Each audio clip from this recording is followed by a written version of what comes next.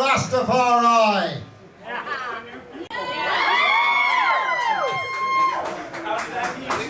I'm not going to bore you all. I'm going to do a brief couple of readings, actually. Well, the second one isn't that brief, but anyway, I'm not going to do a whole number here. But the first section comes from a period in Joe's life. Well, it's the end of the Clash. It's the 6th album. It's the notorious Cut the Crap.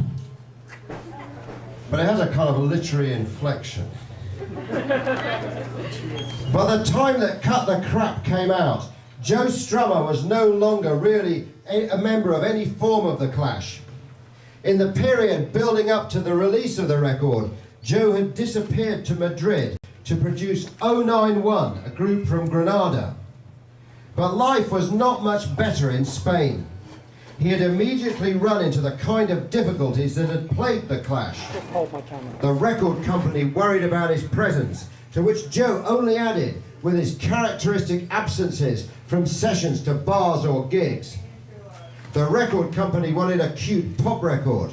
They had no truck with Joe's fondness for using a distortion pedal on the bass guitar or recording the slamming of drums. Doors, actually, sorry. The inexperienced 091 were largely too timid to speak up for Joe. Joe's already precarious spirits were wobbled even more. He was very dispirited. He felt he should be in London with Gabby, his longtime girlfriend, who was by now very pregnant, and he was running out of money. Joe made a phone call to a friend, the singer with Radio Futura, Spain's top group. Joe asked him if he would lend 150,000 pesetas, around £600, that's around $1,000. When he came up with the cash, Joe bought what he called his Spanish-American car, an old silver Dodge Dart with a black roof. Then he headed off to Granada. In Granada, he met his friend Jesus Arias. "Look what I've bought," said Joe. "Ain't she a beauty? My Spanish-American car.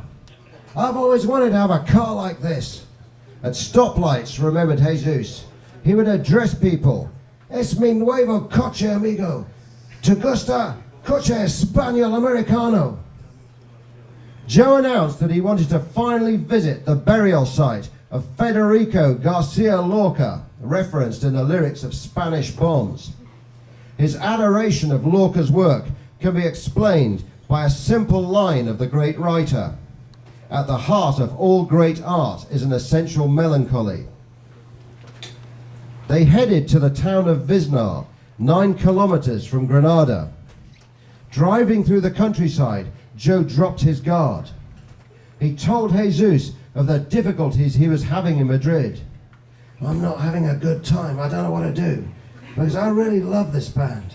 I just want them to put into music the ideas I'm having. Guy Stevens did the same with the Clash, and it worked. The first time we met Guy Stevens, we thought he was crazy. Look what happened. I feel like the poor Guy Stevens of 091. The road along which they were driving was that on which Lorca had been taken to his execution. This information shocked Joe. "I can't believe that.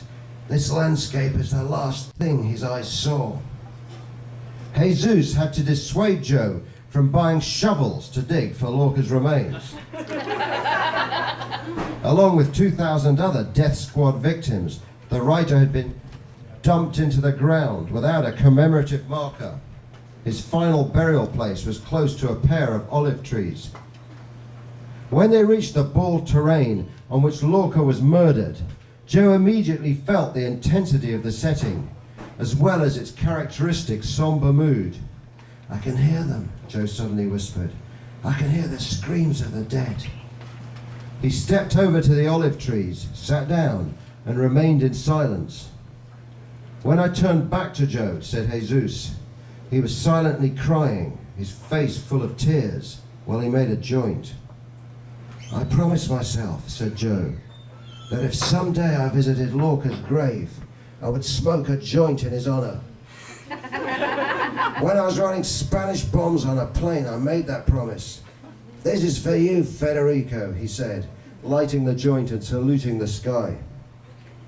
The next morning, Joe climbed into his Spanish-American car and drove for 4 hours straight to the studio in Madrid, offering the record company money out of his own pocket for further recording time, which was rejected.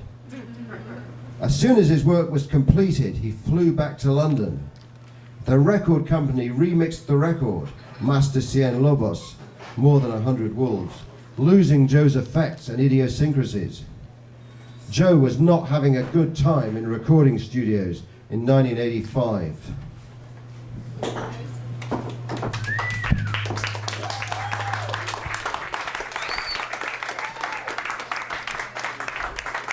Thank you. This